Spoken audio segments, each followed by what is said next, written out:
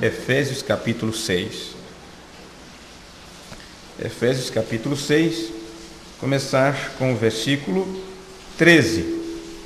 Vocês verão que é exatamente onde nós acabamos de cantar, não é? Efésios capítulo 6, versículo 13, onde está escrito assim na palavra de Deus.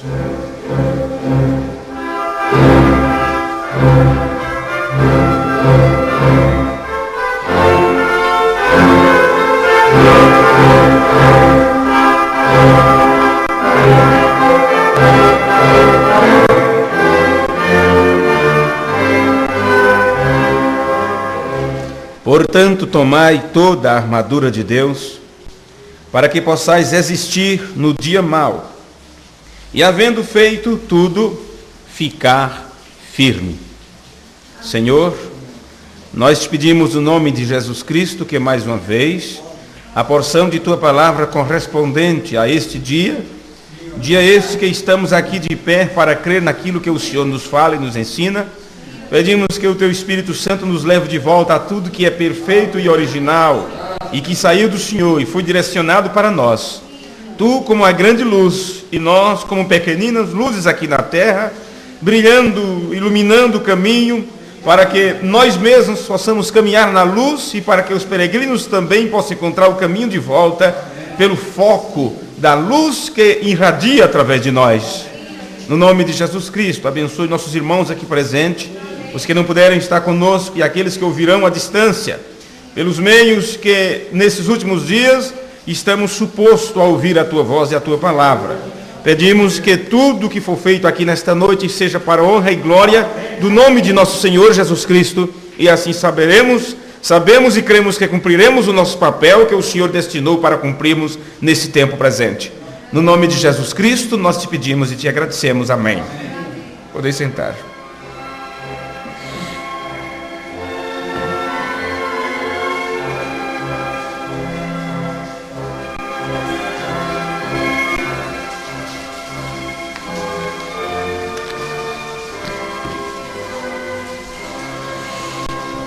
O apóstolo Paulo fala aqui da armadura de Deus e nós queremos encaixar esta parte das Escrituras dentro daquele ensinamento que nós estamos tendo quando começamos a estudar a mensagem Cristo é revelado em sua própria palavra. E nós aprendemos muita coisa. Claro que tudo que você escuta, apenas 25% fica bem claro na sua memória, o restante fica guardado no seu inconsciente ou no seu subconsciente para que você faça uso disso com o decorrer do tempo, né? Porque o Espírito Santo venha para nos lembrar algo que você já ouviu e fica guardado na tua memória, no teu pensamento, na tua compreensão. E ele disse: estais, pois, firmes, disse Paulo, tendo cingido os vossos lombos com a verdade, vestido a couraça da justiça. Paulo mostra toda a armadura aqui de Deus, calçados os pés na preparação do Evangelho da paz, tomando sobretudo o escudo da fé, com o qual podereis apagar todos os dardos inflamados do maligno. Tomai o capacete da salvação e a espada do Espírito, que é a palavra de Deus. E o que me chamou a atenção para colocar esse versículo dentro desse nosso aprendizado, dentro desta série de mensagem, é que ele termina falando aqui sobre o capacete da salvação. É uma das partes que forma a armadura desses soldados de Cristo, da noiva do Senhor Jesus. Bem, se o capacete é algo para se pôr na cabeça, então vocês já aprenderam que isso só poderia ser dado a você no tempo do aparecer de Cristo, quando foi dito que quando vier o sumo pastor, ele vos dará a coroa de glória. Então, nós aprendemos já, há muitos cultos atrás, durante várias reuniões, que o sumo pastor, ou príncipe dos pastores, já tem aparecido, e o profeta do Senhor nos disse: agora é o seu aparecer. Deus, o Espírito Santo, está aqui para nos aprontar para o rapto, ou nos aprontar para a vinda. E são duas coisas diferentes, o aparecer de Cristo e a vinda de Cristo. No aparecer de Cristo se cumpre o ministério do Filho do Homem aqui na terra. E o ministério do Filho do Homem é exatamente para nos levar de volta ao original, para converter nossos corações, que é o coração dos filhos, aos corações dos pais. Aprendeu você que este coração que deve ser convertido é o teu entendimento que é renovado quando a Bíblia se torna uma nova Bíblia, e isso só acontece quando você pode comer dos 7 pratos completos, como disse o irmão Brana. Ele disse, no tempo de Lutero tivemos coelho, no tempo de Wesley tivemos, e ele disse, o outro tipo de comida, mas agora nós temos o prato completo. A mesa está bem servida com 7 pratos completos, que era a revelação dos 7 selos. Então isto traz para nós a completa revelação de Jesus Cristo, a totalidade da palavra de Deus, e a palavra de Deus em você é como uma proteção, porque a glória de Deus, ou o doxa, uma cobertura que vem para batizar teu cérebro, batizar tua mente, batizar com o Espírito Santo, para que saia teus pensamentos, tuas ideias, e que a mente de Cristo, o linguajar de Cristo, o atuar de Cristo, o discernimento de Cristo, quer dizer, o seu julgamento esteja em você. Então, no outro culto sobre esta série, nós aprendemos que aqueles que rejeitarem isto, que rejeitarem a palavra, rejeitarem o Espírito, automaticamente eles serão selados com a marca da besta. Só há 2 marcas, só há 2 selos. O selo de Deus e o selo do anticristo. O selo de Deus é o Espírito Santo. O selo do anticristo é quando se rejeita o Espírito Santo. E quando se rejeita o Espírito Santo, não se crê na sua palavra. Não consegue crer em tudo aquilo que o Espírito Santo está manifestando. Porque cada parte que o Espírito Santo manifesta compõe um todo. São partes que compõem um todo, que é Ele mesmo. E Deus vai dando sua glória, expressando sua glória aos poucos. Por isso foi dito de glória em glória. Cada vez que você aprende mais, você conhece mais um pouco de Deus e sabe o que Deus acha, o que Deus diz, o que Deus tem nos ensinado a respeito de alguma coisa. Então, nós concluímos no culto anterior desta série, falando sobre a mensagem Jeová Jireh, que o irmão Brana entregou no dia 2 de agosto de 1960, quando ele disse, referente a Efésios 4:30, não entristeçais ao Espírito Santo, com o qual estáis selados para o dia de tua redenção. Aí ele diz, quantos sabem isto? A palavra de Deus disse que o selo de Deus é o Espírito Santo. Agora, e então, que é a marca da besta? É rejeitar o Espírito Santo. Uma marca de apostasia. Então, quando se rejeita o Espírito Santo, recebe a marca da apostasia. Apostasia quer dizer desviamento. Um apóstata é um desviado. E quando estamos falando aqui marca de apostasia, quer dizer que estas pessoas receberam esta marca de incredulidade, estão desviadas da verdade, saíram delas costas a verdade, entristeceram o Espírito e então são furados em suas orelhas. Foi colocada ali uma argola em suas orelhas, e essas pessoas se tornam escravas de seus próprios desejos, suas próprias paixões, suas próprias concupiscências.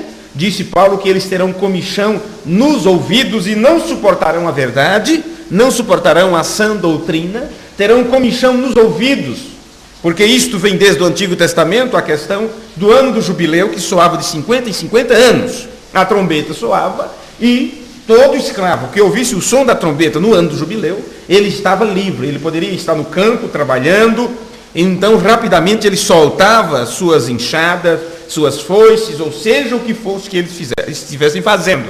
E eles poderiam cuidar de suas vidas como homens e mulheres livres, porque soou o ano do jubileu.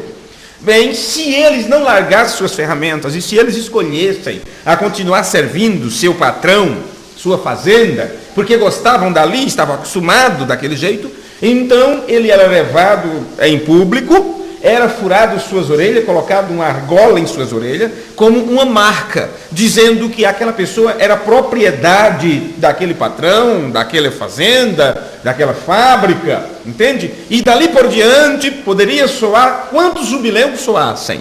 Eles nunca mais poderiam ser livres, porque eles escolheram permanecer como escravos. Então, nesta era presente, isso está acontecendo no sentido espiritual, onde as pessoas estão nessa situação.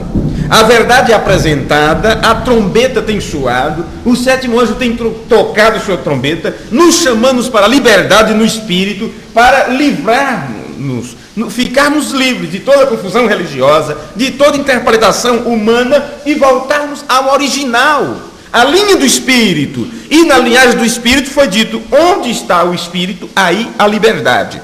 Então as pessoas não querem essa liberdade, querem continuar servindo aos seus credos, aos seus dogmas, às suas religiões. Então elas não conseguem suportar, entende, o som da trombeta e preferem ficar como estão. Então elas não poderão jamais serem libertadas, jamais poderão ser livres, porque escolheram a permanecer servindo a este mundo e suas paixões, e seu pecado, e sua incredulidade. Eu não digo isso para aqueles que estão na sarjeta, eu falo isso para o mundo religioso principalmente. Então eles recebem a marca de apostasia, porque eles rejeitam o Espírito Santo. E o que o Espírito Santo está fazendo? Continuando com a mensagem de Jeová Jireh, parágrafo 80. Recordem, nos tempos antigos, aí ele vai explicar aqui o que eu já acabei de vos falar, né? Onde eu fiz ponto, eu não sabia que ele continuava explicando. Nos tempos antigos, quando a trombeta do ano do jubileu vinha, e a trombeta soava, e cada escravo tinha direito a ser livre, mas se ele não escolhia a liberdade, era levado ao templo, e tomavam um ferro, alguma coisa assim, e o feriam, furavam um buraco em sua orelha, e era marcado pelo resto de seus dias. O que é isto? Na orelha. Quando Deus o chama para receber o Espírito Santo, e você o rejeita, porque como é que Deus chama para receber o Espírito Santo? Você ouvindo a palavra. Por isso que o problema é na orelha. Entende? Então, quando Deus o chama para receber o Espírito Santo e você o rejeita, então Deus te marca na orelha, onde você nunca mais, poderá seguir adiante. O ver. Então essa é a marca da apostasia. E na Bíblia é dito isto, que nos últimos dias haveria duas classes de pessoas. Uma com a marca de Deus, o selo de Deus, e a outra com a marca da besta. É isso correto? Agora você tem uma dessas duas marcas esta noite. Pesado. Uma dessas duas marcas tem que estar em você. Mensagem Jeová Jireh, parágrafo 86. Então eu creio que eu ainda fiz essa citação no outro culto, quando o título que nós demos para aquela mensagem foi: somente os filhos de Deus serão selados, ou só receberão o selo os filhos de Deus. Onde nós tomamos a escritura de Ezequiel, onde foi dito que o homem do tinteiro saiu pelas ruas da cidade, marcando na testa aqueles que estavam gemendo por causa da abominação. Então aqueles que não estavam gemendo por causa do pecado, da incredulidade, do erro, porque estavam condizentes, assinavam embaixo para tudo que não presta, então essas pessoas não recebiam esta marca daquele homem do tinteiro. Então o profeta nos ensina que aquele do tinteiro é o Espírito Santo, que marca seus filhos. Mas depois que ele passou marcando, atrás vieram aqueles que vinham destruindo todos que não tinham esta marca que ele deu. Porque aqueles que não tinham a marca do homem do tinteiro, eles estavam marcados já com outra coisa. E agora você aprendeu que é uma marca de apostasia. Se tornam desviados da verdade. Na mensagem às 10 virgens, esta mensagem foi pregada dia 11/12/60. Algumas mensagens eu terei que citar as datas, porque são mensagens que ele pregou duas vezes, em dias diferentes, usando o mesmo título. Uma que nós conhecemos, as 10 virgens e os 144 mil. Mas tem outra que ele pregou somente com o título As 10 virgens. No parágrafo 319, ele disse: ó, como eu o amo. Você não? Sim, Senhor. Ó, que é o selo de Deus? Ou o Espírito Santo? Qual é a marca da besta? Rejeitá-lo. Estas são os dois. Veja, um é ver e bem. Eles são. E quantos que estiveram sobre a terra não a tiveram? Todos os que não foram selados tomaram a marca da besta. Todos os que não tinham o Espírito Santo tinham a marca da besta. O selo de Deus é o Espírito Santo. A Bíblia assim o diz. Todo lugar na Escritura fala disso. Disse: esta é a marca de Deus, o selo de Deus. E todos aquele que não tenha foi quem o rejeitou. E como é que rejeitaram? Ele termina essa frase dizendo: negando-se a escutá-lo. Isto é correto. Eles recebem a marca da besta, negando ouvir a voz do Espírito. Que você vai observar que todas estas profecias falavam dos últimos dias. E nos últimos dias o próprio Espírito Santo estaria aqui numa manifestação que os homens não perceberiam. Quando ele próprio estaria aqui. Por isso o profeta disse: Deus está aqui, Deus está na terra. Essa manifestação que tivemos durante esse período de tempo, dentro da geração que viu a figueira brotar, é uma manifestação de Deus mesmo. Isto nós precisamos ter isto em nossas mentes, em nossos corações. Então, quando o próprio Espírito Santo estaria aqui para colocar sua marca, sabe a marca d'água, que mostra que não é falso, que não é uma nota falsa? Por isso ele reconhecerá, porque as pessoas que estão acostumadas com a nota, ele simplesmente pega, passa a mão assim e rapidamente. É uma coisa tremenda, é uma rapidez. Você pega aquela nota, às vezes até tirou do banco. E tem pessoas que já tiraram o dinheiro do banco e era falso aquele dinheiro.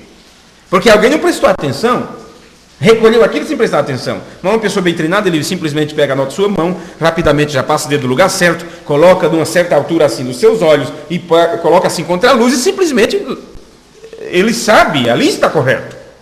Entende? Agora, nós aprendemos que quando chegar o momento certo, e o Mombrana nos explicou isso na mensagem dos selos, no livro dos selos, ele disse como um vaqueiro.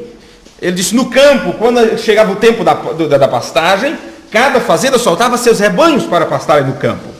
Mas quando chegava o momento de recolher, então cada vaqueiro estava ali, esperando os animais passarem por um determinado lugar, antes de entrar no curral. Então, vinha um animal e ele tinha uma marca em sua orelha, e dizia um J e S, então já se sabia de qual fazenda era, separa isso para cá. A próxima Reis vinha com outra marca, com outro nome, X, Y, então já sabia de qual fazenda pertencia.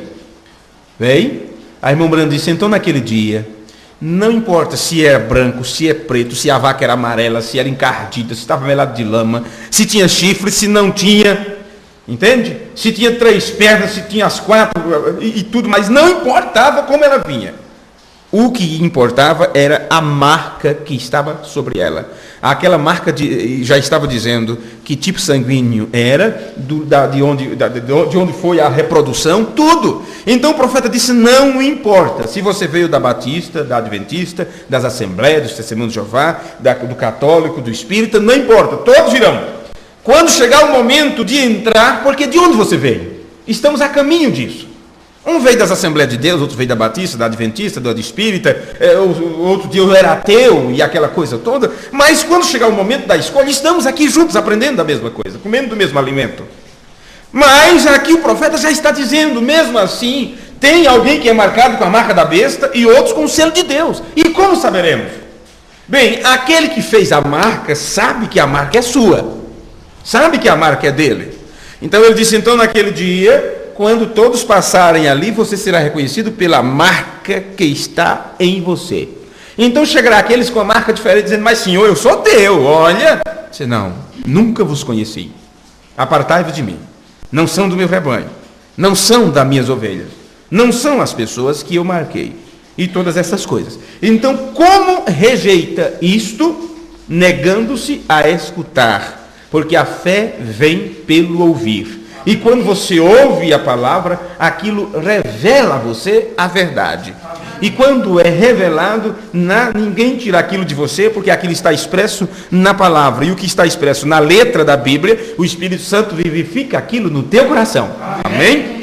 Então observe, nós vemos que a igreja, porque você não esqueça que estamos falando sobre marca, sobre selo, e aprendemos que a noiva, ela recebeu esta proteção no seu aparecer, que é a revelação completa de Jesus Cristo, é a própria palavra de Deus, que passa-se os céus e a terra, mas a palavra não passará. Então nós vemos que ela não é para a proteção dele, porque você já aprendeu que ele é coroa para ela, e ela é coroa para ele. Inclusive, tem ali os 2 nomezinhos ali lá no cantinho, que uma parte mostra como é ele como coroa. um daqueles nomes ali. Você encontra aquelas duas palavras gregas, quando está se tratando de Deus como coroa da igreja, e igreja como coroa de Deus. Aquelas duas frases, ela tem um significado muito importante. Ela, que é a parte, ele como a parte de cima, como coroa dela, recebe aquele nome, aquele vem do grego. Então isso quer dizer que ele é uma total proteção para ela. Ele a envolve toda como uma proteção, como um capuz que cobre tudo. O outro nome que corresponde à igreja como coroa dele, mostra apenas como algo que cobre a cabeça, uma parte, que era como os antigos sacerdotes judeus ministravam no templo. Então por isso que ele se apresenta como Melquisedeque, como sumo sacerdote. O Senhor Jesus Cristo também, ele é sacerdote segundo a ordem de Melquisedeque, e todas essas coisas, a tal ponto que ela é sua coroa, e o coroaremos rei dos reis, ela que é a glória de sua coroa, ou as joias de sua coroa, entende? Então tem uma diferença dela como coroa dele, e ele como coroa dela. Então, já que ele é para a proteção dela, ela não é para protegê-lo. A igreja como coroa é para dar preeminência à cabeça, a ele. Mas ele como coroa dela é para total e completa proteção. Para que nada possa penetrar ali. Para que nenhuma marca do anticristo, nenhuma vida que não proveio de Deus, possa entrar ali. Porém, ela é por sua beleza. A igreja estará ali como coroa dele, expressando a beleza dele. Ela se torna a beleza dele personificada. Viu? A igreja se torna a beleza do esposo ou do noivo, seja o que for, é uma beleza personificada, personificou-se nela. Ele colocou sua marca nela. Então ela apresenta a beleza dele. E a beleza dele, ela aponta para a cabeça. Por isso que se fala a mente de Cristo. Entende? Porque a noiva não dirá outra coisa a não ser aquilo que está na palavra. Para que você entenda essas coisas como elas são simbólicas e como você está vivendo ela na sua vida prática. A igreja, por meio de sua beleza, atrai a atenção para a cabeça. E assim ela dá à cabeça a preeminência completa para a cabeça. Então, de modo que nós temos agora um quadro exato de uma noiva e seu noivo. E um completando-se, haver o complemento de um para o outro. Então nós vamos voltar outra vez a ler aqui o livro de Malaquias, que nós já lemos em cultos anteriores, mas nós vamos voltar outra vez, antes de fazermos outras citações. Em Malaquias capítulo 3, versículo 16 e 18. Aqui nos dá um melhor entendimento, então, desta proteção que ele é para ela. E ela devolve isto para ele como uma revelação, sabe? O qual é dado a ela. Ele protege, a envolve, e ela de volta para ele mostra a revelação que ele deu a ela. É a única coisa que pode agradá-lo. Entende? Por isso, como disse, a noiva ou a esposa, a mulher reflete o caráter do seu marido. Então veremos aqui em Malaquias 3, versículo 16, o que temos na palavra de Deus. Então aqueles que temeram ao Senhor falaram frequentemente um ao outro. E o Senhor atentou e ouviu. E um memorial foi escrito diante dele para os que temeram o Senhor, e para os que se lembraram do seu nome. E eles serão meus, diz o Senhor dos Exércitos. Naquele dia serão para mim joias. Você pode estar lendo aí tesouros. Tesouros. Entende? Serão para mim joias. Poupá-los-ei como um homem poupa seu filho que o serve. Então voltareis e vereis a diferença entre o justo e o injusto, entre o que serve a Deus e o que não serve. Somente com o verdadeiro conhecimento de Deus. Somente ela recebendo esta proteção e sendo como joia dela, ou tesouro particular dele, aliás, é que você pode ver agora a diferença entre o que serve a Deus e o que não serve. Porque antes você pensava o seguinte, quando o evangelho começou a ser expandido, quando o cristianismo começou a tomar forma depois das eras das trevas, Então, deixando de ser, vamos dizer assim, religioso, se tornando ali um protestante, e se convertendo, levantando a mão para aceitar Jesus, já se achava que essa pessoa era um servo de Deus, uma serva de Deus que estava servindo a Deus. E nesse pensamento estão as denominações achando que estão servindo a Deus. Mas agora, quando Ele mesmo vem para assinalar os seus e tornar-se a coroa de glória para eles, porque o Espírito Santo veio, e quando o Espírito Santo veio, trouxe a plenitude da completa revelação de sua palavra, e isto foi expressado, foi mostrado como uma espada na mão do mensageiro de Deus, porque ele era apto e capaz para manejar a espada do Espírito, e foi dito, esta é a terceira etapa, ou aquela foi a terceira etapa. Amém. E foi dito já que a terceira etapa não há imitação. Porque não é um trabalho de homem nenhum, de profeta nenhum. É um trabalho de Deus mesmo. Cabe apenas a Ele fazer esse trabalho. Então agora observe que Deus, quando Ele faz esse trabalho e marca os seus, e a marca dele é o seu Espírito, e a prova que você tem o Espírito é que você crê em toda palavra, então agora você pode ver a diferença entre os que servem a Deus e os que não servem. Entenderam esse quadro agora? Bem, agora eu quero ler para vocês algo que está na mensagem: Cristo é o mistério de Deus revelado. Não esqueçam que esta série de ensinamento nós estamos pregando sobre a mensagem Cristo é revelado em sua própria palavra. E pegamos o livro de Efésios, Colossenses, Tiago, Hebreus, Romanos, Coríntios, fomos para o livro de Ezequiel, Malaquias, e uma série de partes das Escrituras mostrando estas coisas, não é? Mas no sermão Cristo é o mistério de Deus revelado, na página 24 e 25, observe essas coisas. Primeiro, para revelar-se a si mesmo em Cristo, a plenitude da deidade corporalmente, e então para trazer aquela plenitude da deidade corporalmente em uma pessoa que poderia ter a preeminência, a responsabilidade, a condição.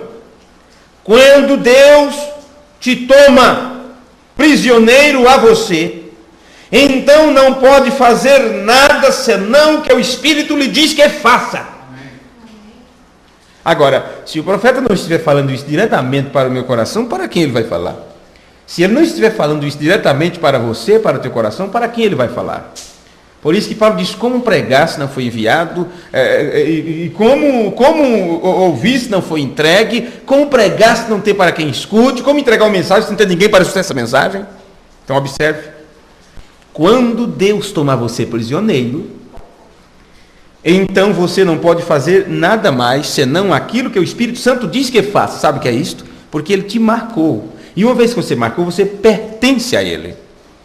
Agora, se você rejeitar ser marcado pelo Espírito, então automaticamente você recebe o selo do anticristo, que é um selo de apostasia, de incredulidade. Você descrê da verdade, aceitará qualquer interpretação, menos a verdade, como ela é.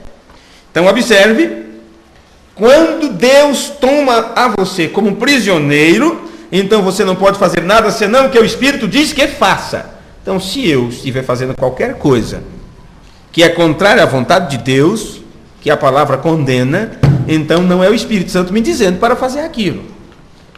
Então não é o Espírito Santo me guiando. Paulo, com todos suas grandes ideias e intelecto, ele ensinou, ele foi ensinado por Gamaliel para ser um grande sacerdote, um mestre, algum dia. E ele tinha grandes ambições. Ele foi intelectualmente um grande homem, uma grande autoridade, um grande homem na nação. Mas ele teve que sacrificar cada parte dele, vê? Para chegar a ser parte da palavra. Olha, Paulo teve que sacrificar cada parte dele para poder se tornar parte da palavra. Mas, irmão, nós já aprendemos que os filhos de Deus, dos últimos dias que recebem a completa revelação, eles terão que se tornar também a palavra feito carne? Não nos existe Umbanda, numa das mensagens, creio que é Abraão restaurado, que é Deus outra vez em carne humana, Deus na minha carne, Deus na vossa carne. Antes era um homem ungido, agora é um povo ungido. Ele nos disse isso também na mensagem, Cristo é o mistério de Deus revelado. Mas, meus amigos, observe, para poder você se tornar a palavra, cada parte do seu ser tem que ser sacrificada.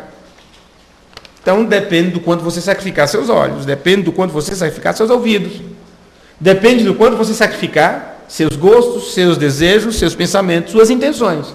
Uma vez que você sacrifica aquilo, Paulo disse, eu subjugo o meu corpo e o reduzo à servidão. Eu quero ser um servo, um escravo, um prisioneiro. Por isso ele escrevia, começava as cartas dizendo, eu, Paulo, servo de Jesus Cristo. Eu, Paulo, prisioneiro de Cristo. Isso quer dizer, eu sacrifiquei meus próprios desejos, meu corpo, minha vida, meus sentimentos. Eu sacrifiquei para me tornar parte da palavra. Agora veja se ele não foi a palavra escrita. Ele chegou a dizer, escrita em tábuas de carne do vosso coração. Vocês têm que ser epístolas vivas, andando pelas ruas da cidade, expressando a palavra, falando a palavra, ensinando a palavra, testemunhando a palavra. Isso quer dizer, da verdade, do assim diz o Senhor. Aí observe, ele teve que fazer tudo isso para chegar a ser parte da palavra, para expressar a Jesus Cristo. Ele sabia o que ia dizer. Ele tinha noção de como ir a algum lugar. Muitas vezes é o que nós não temos conseguido fazer. Saber o que dizer e ter noção de como ir a algum lugar. Isso é importante, viu? Aprendemos isso. Alguns irmãos lhe haviam chamado, mas ele foi proibido pelo Espírito de fazer sua própria vontade. Os irmãos disseram, Paulo, vem nos ajudar aqui, vamos fazer uma grande campanha, precisamos de ajuda do Espírito Santo. Disse, não vai. Não vai. Daqui a pouco ele escutou uma visão, um pedido dizendo, passa a Macedônia e vem nos ajudar desse lado. Porque quando o Espírito Santo quer te inspira a fazer algo, ele tem um meio de fazer, como ele fez com Filipe. Chegou a transladar Filipe. Filipe estava pregando para aquele moço. Daí a pouco o moço disse, eu creio nisso, eu quero ser batizado, quero receber o nome do Senhor Jesus na minha vida. Então Filipe foi e o batizou, e quando terminou o batismo, o homem olhou e Filipe não estava mais ali, sumiu de repente. Ele pode ter pensado, será que foi um sonho? E a prova que realmente foi real, que ele estava molhado, a água ainda estava balançando. Mas Filipe já não se encontrou mais ali. E Filipe, quando deu por si, já estava em Azoto, creio que é esse o nome do lugar. Um lugar distante, já em outra região, para ali anunciar a palavra. Então veja que coisa. Porque ele estava fazendo a vontade do Espírito, não a sua própria. Então Paulo também foi assim. Quando alguns irmãos o haviam chamado, ele foi proibido pelo Espírito de fazer a sua própria vontade. Oh, se as pessoas, veja, semi-espiritual pudesse entendê-lo. Ele foi proibido de fazer sua própria vontade. Veja isto. Deus, cabeça de Cristo, Cristo, a cabeça do varão, o varão, cabeça da mulher. Observe isso, que ele fez Adão naquela condição, Eva como um subproduto tirado de Adão. Então ele disse para Eva, o teu desejo será para o teu marido e ele te dominará.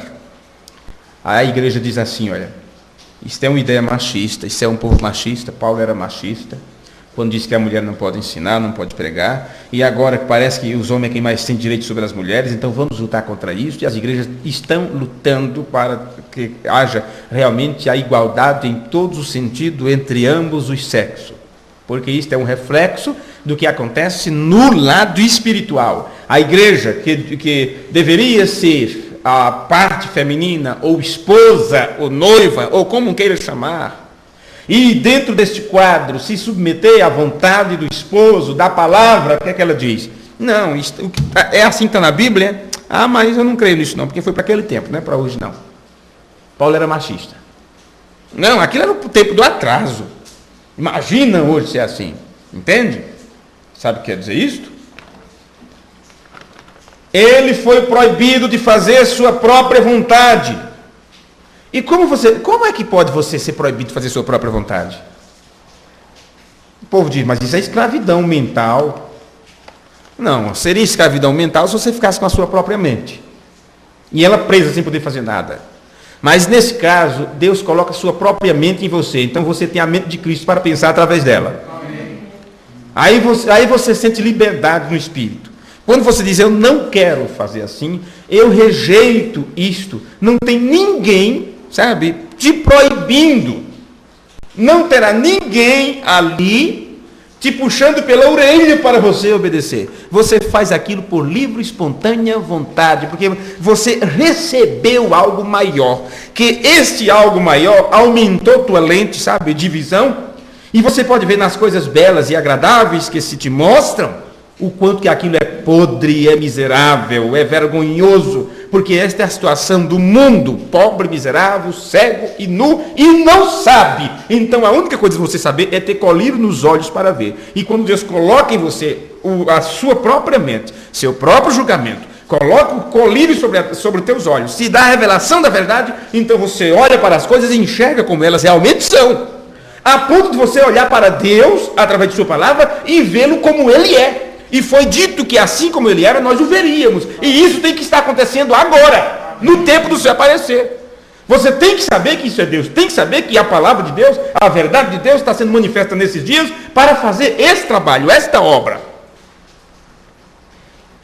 O Espírito, observe, Ele somente podia fazer, Ele disse, o Espírito não me permite, vê? Ele foi um prisioneiro para Cristo. Moisés, sua sabedoria, seus intelectos, ele teve que perder para encontrar a Cristo, para ser seu prisioneiro. Então, quando Deus tirou fora, do mesmo jeito, todo o povo que tinha, e todo o poderoso, o poder que ele era, e ele se parou ante a presença do pilar de fogo naquele dia, ele foi encontrado mudo. Todo o conhecimento e sabedoria que ele tinha. Quando ele se encontrou diante do pilar de fogo, ele ficou mudo. Você não tem o que falar. Você não tem voz. Você não tem pensamento, você não tem palavra, você não tem ideia quando você está diante do pilar de fogo, porque você absorve o pensamento de Deus. E você descobre o quanto que é alto o pensamento de Deus para o seu tão baixo. Já estava assim na palavra, assim como o céu está distante da terra, assim está os teus pensamentos dos meus pensamentos, diz o Senhor. Então Moisés ficou mudo diante do pilar de fogo. Ele inclusive não podia falar. Ele disse, Deus teve um prisioneiro então, vê? Você não conseguirá por seus próprios meios. Então Deus teve que dotar a este homem com o suficiente poder para que ele pudesse descer. E ele disse, Senhor, ele disse a Faraó, o que me disseste. Eu disse a Faraó o que me disseste e ele não fez. Ele chegou lá e disse, deixa meu povo ir, diz o Senhor. Então Faraó disse, não, aqui não. Então ele voltou e disse, Senhor, eu fiz o que tu disseste, e Faraó não fez. Agora, isso é quando ele pode expressar a preeminência, o ver. Do que estamos falando? Da igreja como coroa, e ela, quando ela está nessa situação, é para levar o pensamento da preeminência à cabeça. A beleza dela é expressando a revelação que ele tem dado. Então veja que isso é o mesmo quadro, é o mesmo assunto. Isso é quando ele pode expressar a preeminência, vê?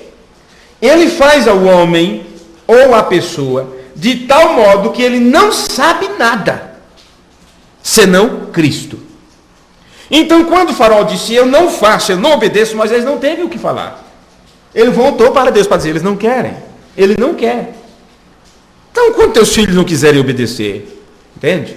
Quando tua esposa não quiser obedecer, quando teu marido não quiser obedecer, quando teus amigos não quiserem obedecer, quando eles não quiserem fazer o que o Espírito diz, o que você pode fazer? Diga-me, o que você pode fazer? Agora, meus amigos, se isto não é o Espírito nos levando a entender o que é que estamos passando, eu não sei o que seria. Nos demais, irmãos meus, fortalecei-vos no Senhor e na força do seu poder.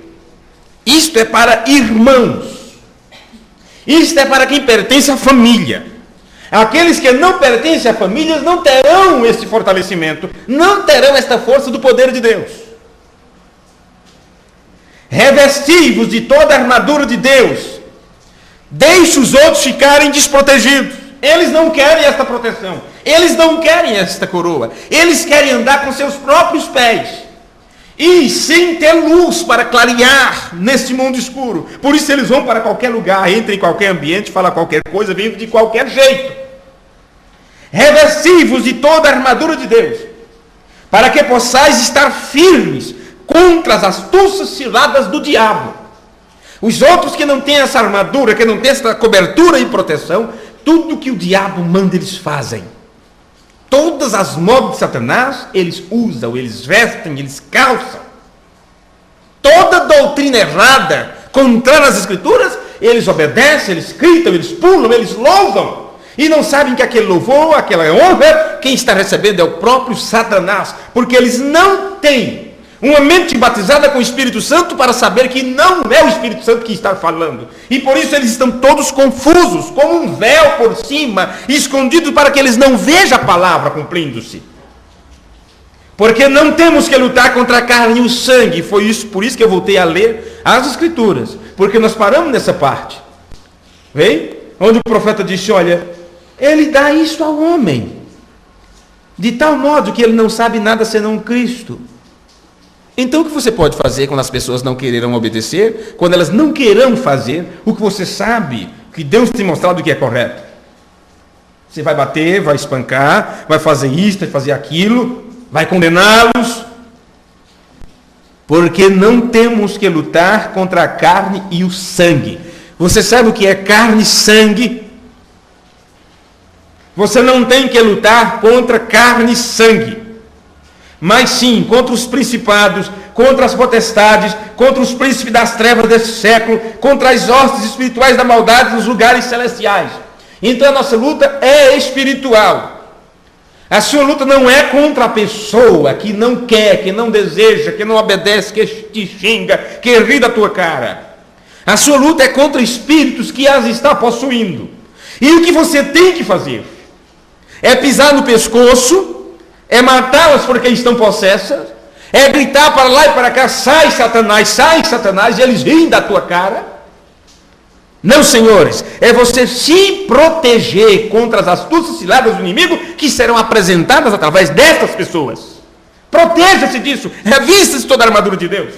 Seja um posto de segurança, que nada te atinja. Não importa, você diz, eu não tenho um clima no trabalho, eu não tenho o clima na condução, eu não tenho um clima dentro de casa, você não vai encontrar clima em lugar nenhum. E termina você não encontrando clima nem na igreja.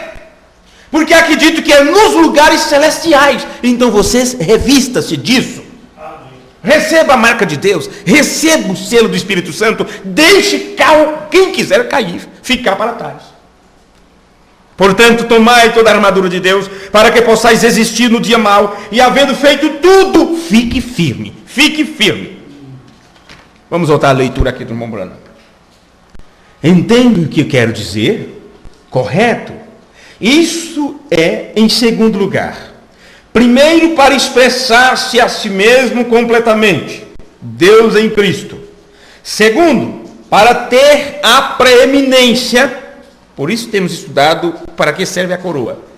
A coroa é para dar preeminência à cabeça. Então a noiva recebe a coroa no tempo do aparecer do sumo pastor, a coroa de glória, coroa de vida, coroa de justiça. E ela, com esta coroa, dá preeminência à cabeça. Por isso que ela falará o que Deus disse. E você vai ver que é justamente isso que o irmão Branham diz. Vamos aqui.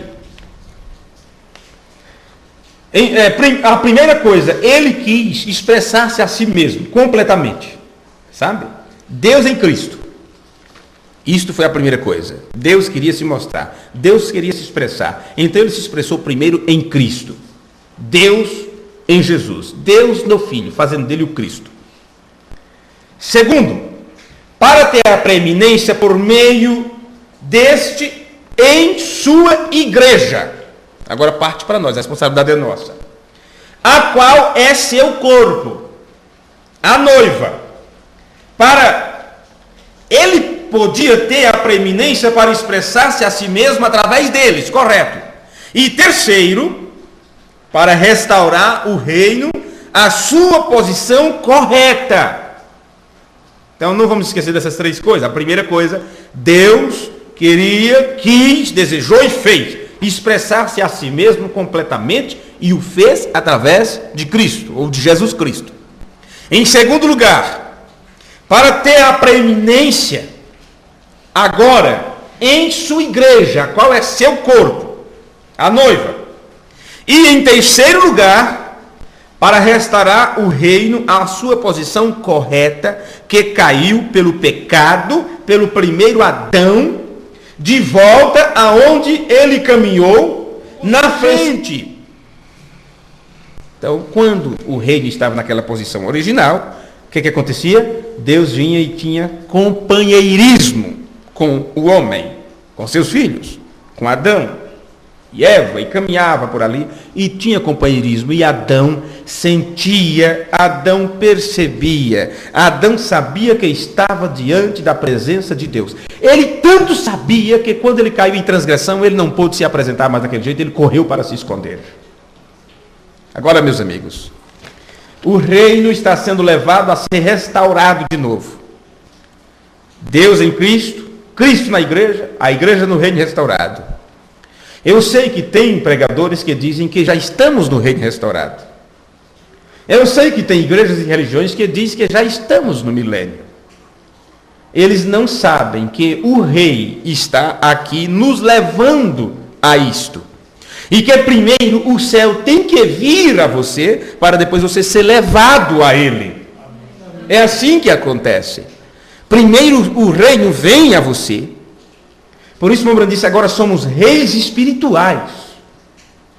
Entende? O reino primeiro vem a você, para poder você ser levado a ele. E se estamos falando aqui do reino restaurado, que é a terceira coisa que Deus planejou, dentro desse sentido aqui, primeiro expressasse a si mesmo, e fez através de Cristo, depois expressasse através de sua igreja, para depois o reino restaurado. Então você vai observar que lá no reino, na posição original, ele caminhou com o homem.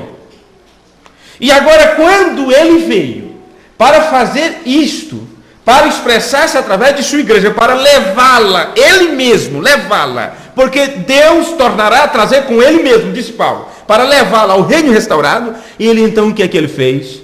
Ele começou com aquele homem, um homem que também sacrificou sua própria vida, cada parte do seu ser, para estar à sua disposição.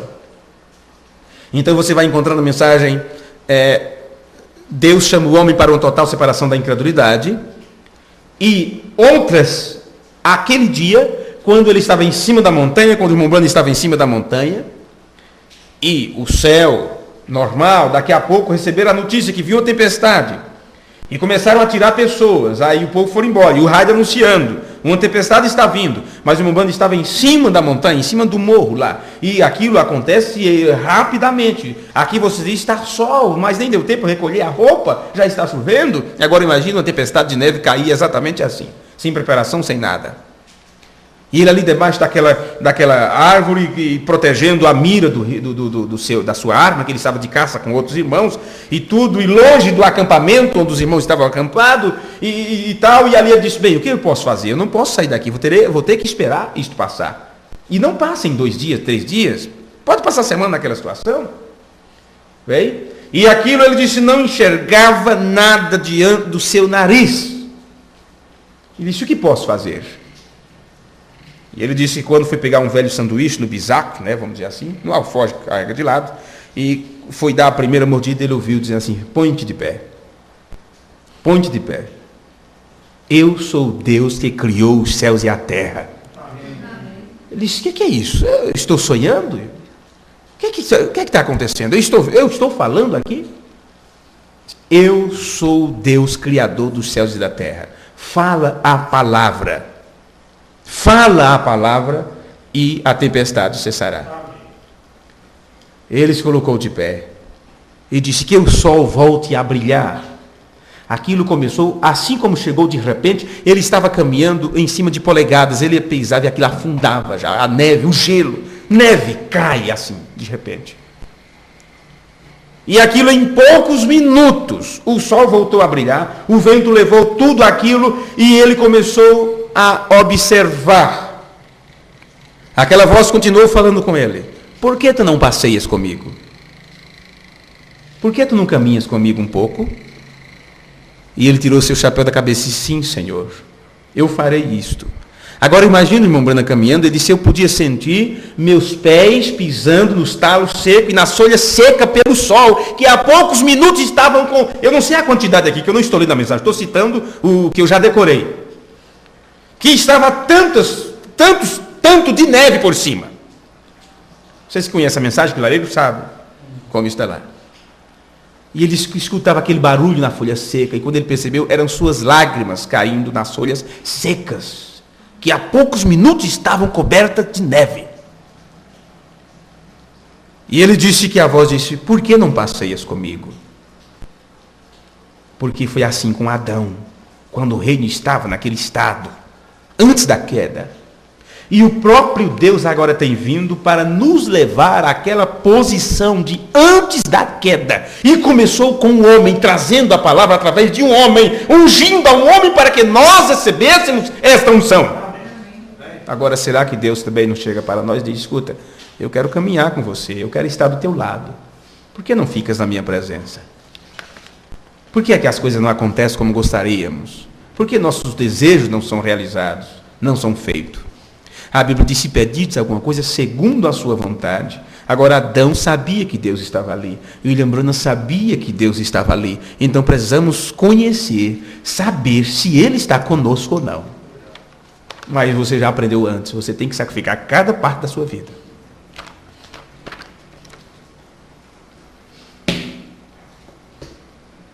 Ele podia ter a preeminência para expressar-se a si mesmo através deles. Em terceiro lugar, para restaurar o reino à sua posição correta, que caiu pelo pecado, pelo primeiro Adão, de volta onde ele caminhou na frescura da noite com o seu povo. Falou com eles, teve companheirismo com eles, e agora o pecado e a morte havia separado a eles de sua presença. E sua completa expressão, o leem isto, antes da fundação do mundo, para expressar todos os seus atributos que ele foi. Então agora nós vemos aqui um quadro formoso, viu? Deus caminhando com o homem. Deus tendo companheirismo com o homem. Nós vemos aqui um quadro formoso da noiva e o noivo. Como ela se veste para encontrar seu companheiro. Paulo está falando aqui da armadura de Deus, você só pensa em soldado para a batalha. Mas estamos tratando aqui da noiva. Daqueles que estão batalhando, mas a batalha é como? Batalhando pela fé que uma vez foi dada aos santos. Fé é revelação, era o conhecimento que ele tinha, o aprendizado que eles tiveram. A noiva tem que estar nesse estado, como verdadeiro soldado, lutando pela mesma palavra que eles tinham lá na igreja original, lá na igreja primitiva.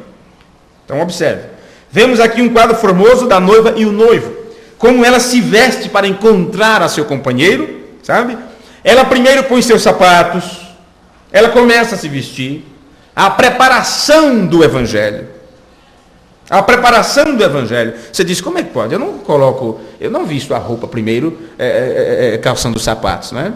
Depende de que tipo de roupa você está vestindo. Estamos tratando de uma noiva que se aprontando para o casamento.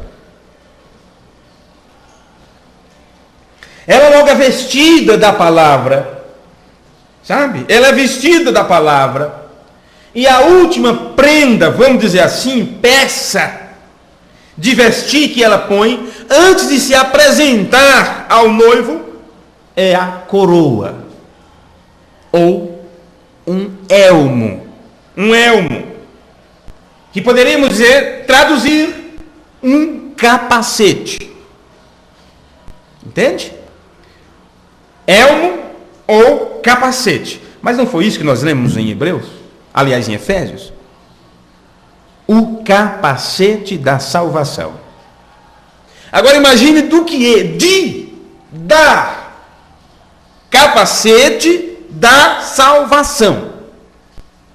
E você sabendo que isto é uma peça para ser usada na cabeça, e você sabendo que os sentidos principais estão exatamente na cabeça, e você sabendo que os ouvidos estão localizados na cabeça, e sabendo você que a fé vem pelo ouvir, e sabendo você que a salvação é assim, pela graça sois salvo, por meio da fé. E como você recebe fé para poder ser salvo? Ouvindo. Por isso é na cabeça, esse capacete é na cabeça, é uma coroa, é um elmo, é um capacete, é uma cobertura. Mais explicado do que isso eu não saberia de forma nenhuma fazer. Então, a última peça que ela coloca é isto, a coroa, ou o elmo, ou o capacete, que consta ali de uma cobertura, vamos dizer, de uma venda aos olhos, você cobre. Então, uma venda para a cabeça. Não sei se a pronúncia é essa. Venda. É isso mesmo? Não, para quando se tapa os olhos. Venda. Então, assim como se tapa os olhos, cobre os olhos, coloca uma venda nos olhos, os olhos vendados, então você tem que ter também sua cabeça vendada, coberta. É a última peça que se coloca. Um véu e vamos dizer assim, uma linha. Como é que você pensa um véu ou uma linha? Aquele véu ele tem que ter alguma coisa que faz isso nele para poder segurar e colocar na cabeça. Representando-se então diante de Deus, ela vai representando a Deus ante ela. Ela se veste daquele jeito que ela sabe que estará diante dele, está se encontrando com ele. E isso é colocado na cabeça, um véu com uma linha ou algo que envolve, porque isto mostra que Deus está diante dela, Deus está detrás dela, Deus está nela e ao redor dela. Ela completamente está cercada. Aquele véu sobre ela representa isto. Se você está cercado, o diabo então não tem como entrar nessa cerca. Qualquer demônio tentar pular a cerca é jogado para fora. Aqui não, aqui não, aqui não. Foi assim que ele tentou pegar o Senhor Jesus. E ele, cada vez que ele se aproximava, ele recebia um choque muito alto que ele não suportava. Agora, se o inimigo vem e encontra uma brecha, vai entrando, vai entrando, vai entrando, vai entrando. Daqui a pouco, rói tudo. A traça, né? Rói a roupa, como o rato que roeu a roupa do rei de Roma, né? Vocês lembram aquilo ali? É assim que ele faz. Um pequeno camundongo, um pequeno bichinho, um pequeno desejo, uma pequenina coisa, um simples olhar, um simples psiu, qualquer coisa. Aquilo entra e começa a roer, vai roendo e tal. Daqui a pouco, um pequeno nervoso, uma pequena resposta, uma pequena palavra descaridosa, aquilo é o suficiente para tirar tudo, tirar toda a roupa. Adão não estava bem coberto? Estava. Mas foi uma pequenina coisa, um não. Deus disse, certamente morrerás. A serpente, ungida por Satanás, disse, certamente não morrerás. Ela não mudou nada do que Deus disse. Ela disse as palavras que Deus disse. Deus disse, certamente morrerás. Ela colocou um não entre o meio. Entende? Encontrou a brecha na mente de Eva e fez tudo que vocês conhecem.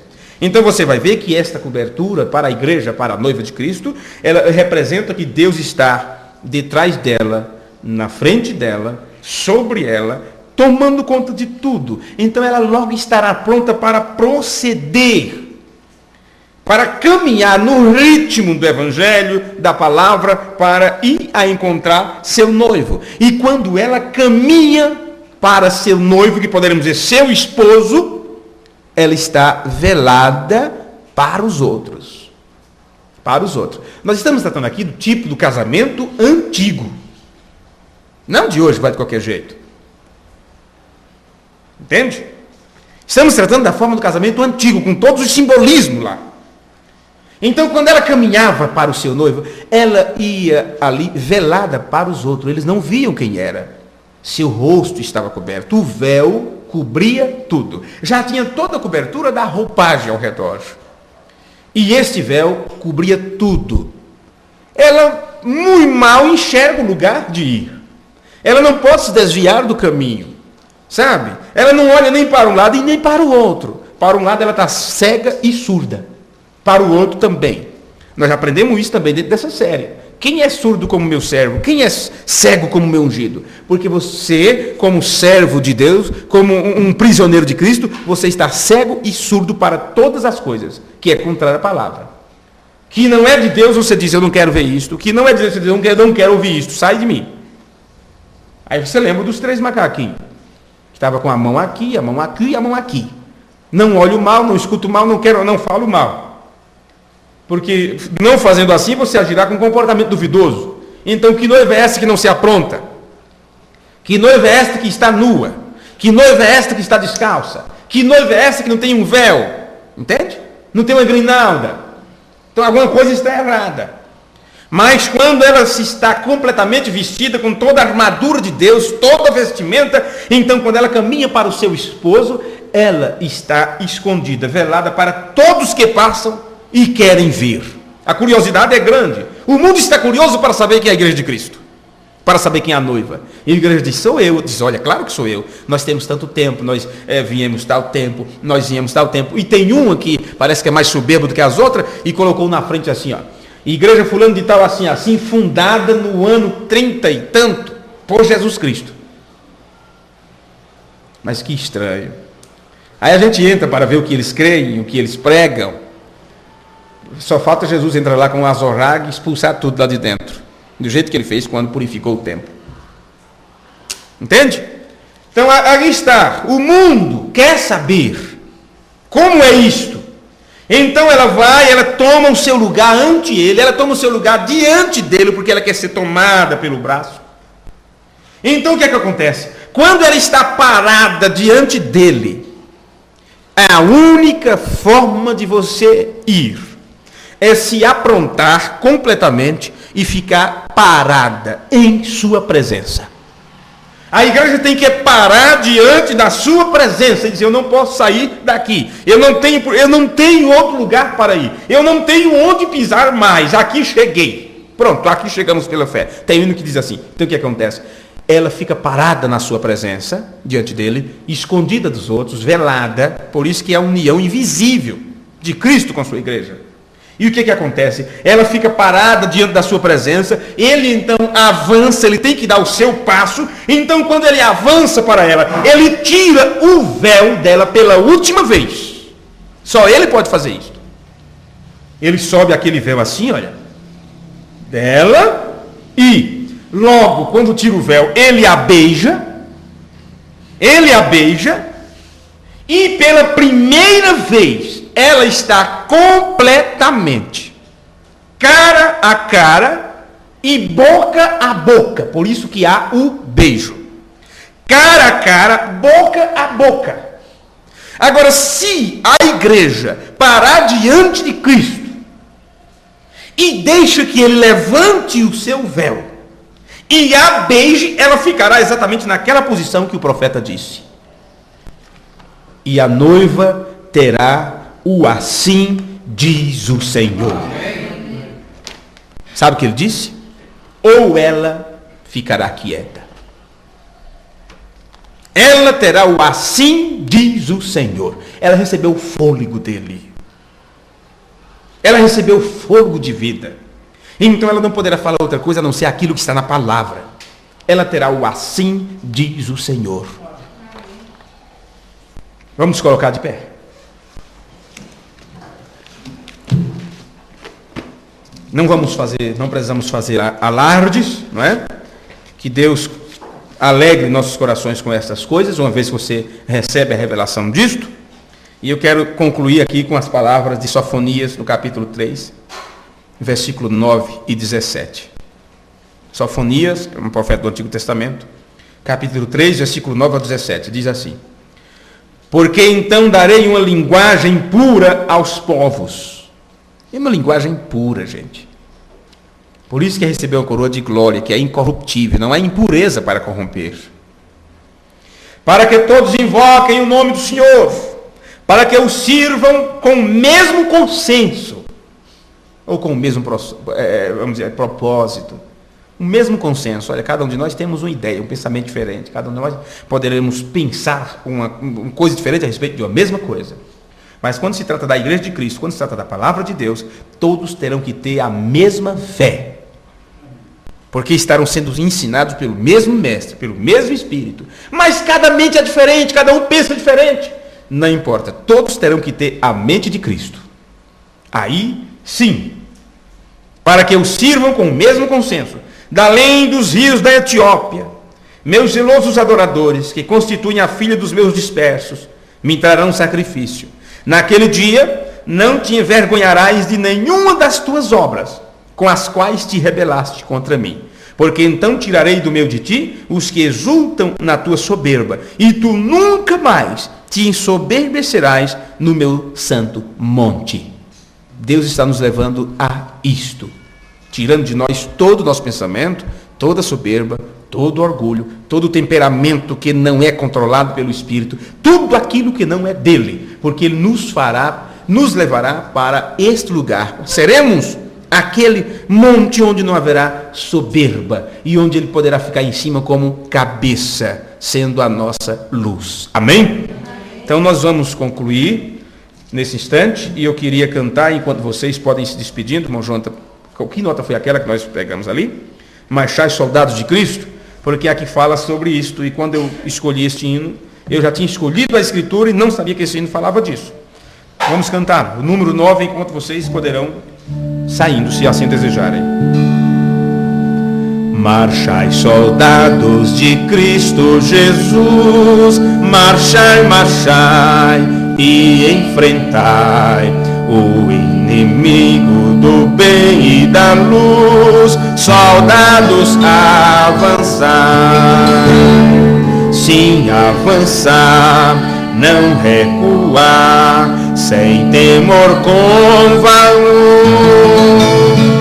Marchai, lutai, por Cristo vai, na guarda avançai.